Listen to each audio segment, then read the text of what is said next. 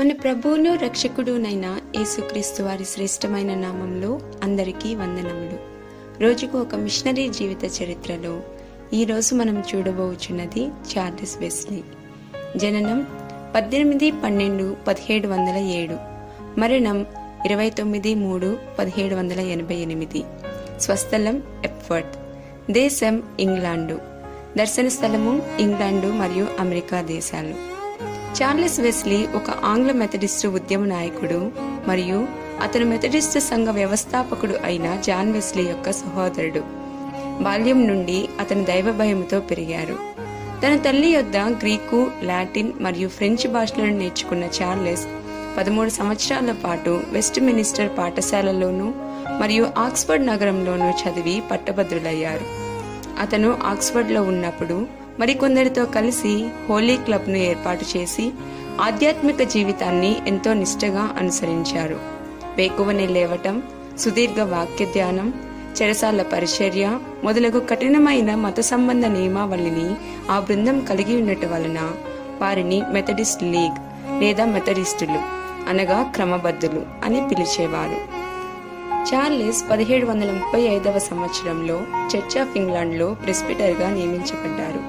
అతను తన సోదరుడైన జాన్తో కలిసి అమెరికాలోని జార్జియాలో మిషనరీగా పనిచేశారు.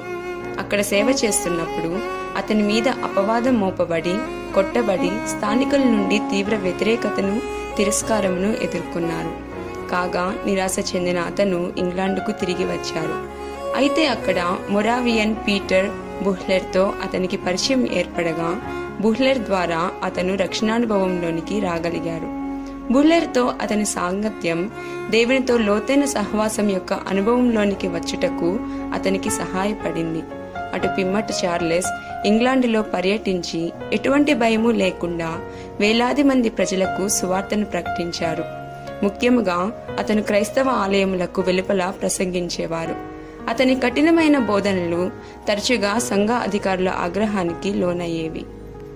చార్లెస్ ఒక ప్రసిద్ధి నొందిన పాటల రచయిత కూడా.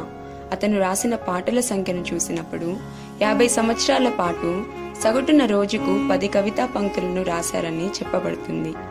చార్లెస్ యొక్క మరపురాని కీర్తనలలో hark the herald angel sing, తెలుగులో దూత పాట పాడుడి అని అనువదించబడింది. O for 1000 tongues to sing, వేలాది నాలుకలు పాడ. Love divine, all love excelling, సాటి లేని దైవ ప్రేమ. Jesus lover of my soul, Yesu నా ప్రాణప్రియుడు, మరియు Christ the Lord is risen today, ప్రభుక్రీస్తు తిరిగి లేచెను నేడు అనునవి మచ్చుకు కొన్ని. ఎంతో మంది హృదయాలను స్తుతి ఆరాధనలతో నింపిన అతని పాటలు ఈనాటికి అనేక మంది జీవితాలను మార్చేవిగా ఉన్నాయి. అతని ఆరోగ్యం క్షీణిస్తున్న పరిస్థితుల్లో కూడా అతను మెథడిస్ట్ ప్రార్థనా మందిరాలలో బోధించడం కొనసాగించారు. చివరికి మరణశయ్యపై కూడా అతను తన దేవుని కొరకై స్తోత్రగీతములను రాశారు. ప్రియమైన వారిలారా, ఇతరులను క్రీస్తునొద్దకు నడిపించుటకు మీ తలాంతులను ఉపయోగిస్తున్నారా? ప్రభువా, మీ నామ మహిమార్థమై నేను కలిగి ఉన్న తలాంతులన్నింటినీ ఉపయోగించెదను. ఆమేన్.